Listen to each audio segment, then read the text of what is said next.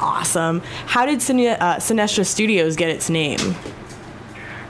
That was funny. You know, it hit me in October. You know, I was thinking about taking photography into a brand new level, and I was getting a glimpse of seeing how every other person, you know, goes about their business. They always have their first and last names with photography at the end of it. So, like, it would be huge ass photography or some crazy bullshit like that. And I didn't want to be conformal. I wanted it to be a brand new level. And so I was going around names and trying to find interesting things. And, you know, I came up with Sinestra because, well, it's actually Sinestra. It's Latin for left-handed. I'm a left-hander naturally. And I came up with the name because I was always complaining about how much my life sucked because I was left-handed. And so I took a bad thing and turned it into something interesting and made it into something positive. So it was kind of an ironic twist towards it.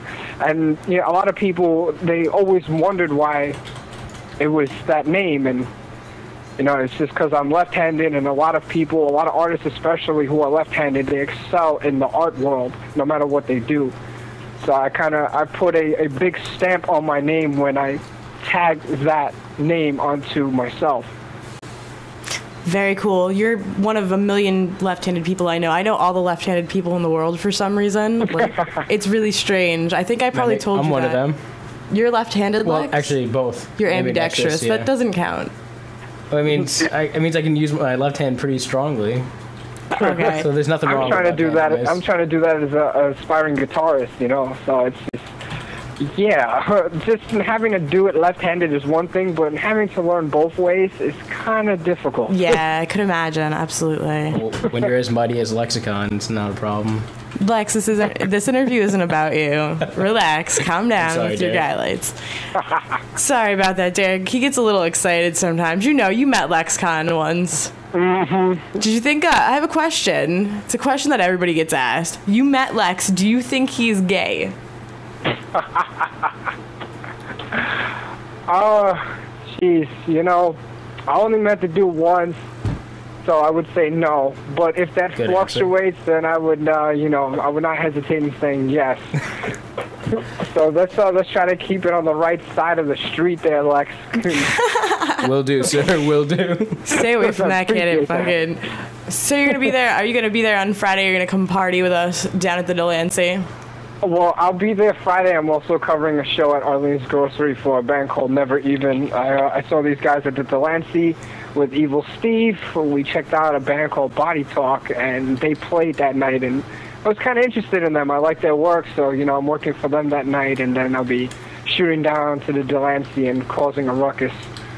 Sweet, we will be there causing a ruckus, as you know. Keep an eye out for the party bus, dude. It's gonna be. I will keep an eye out on the party bus. You have no idea how many people are just gonna go on there and just get hammered. I know.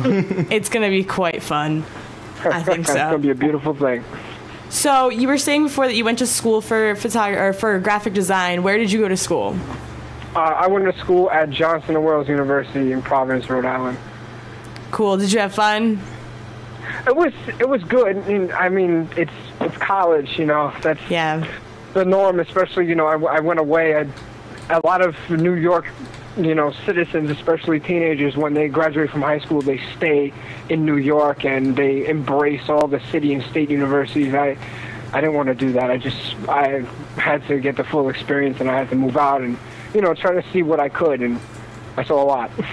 Very awesome. So you were doing some stuff with Thinning the Herd. Are you continuing that project? Do you have any other bands that you're working with? Actually, yes. I'm working on a full-fledged documentary with Gavin Spielman and Thinning the Herd. I was working with them for 2 months, and now we are pretty much putting the meat on the skeleton as we speak, and we're going to go forth and try to put that together. So that when his new album, Ocean's Rise, comes out, which is supposed to be the end of April, early May, I will coincide with my project as well. So it's going to be a joint effort. Cannot wait for that. What's up? I said I cannot wait for that. Oh, you telling me, man, the studio sessions were driving me nuts. I'm waiting for this album to come out already. I'm saying. So not only them, I'm also working for Death Immortal, I got some work coming up for them, and Amazing, Grant.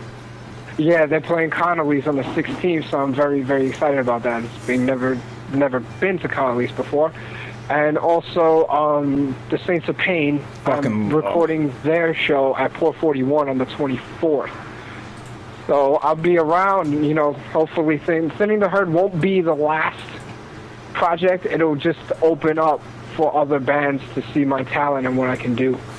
Awesome, excellent. So you said before that you were a metalhead. What kind of what bands are like your favorites? What are your favorite bands?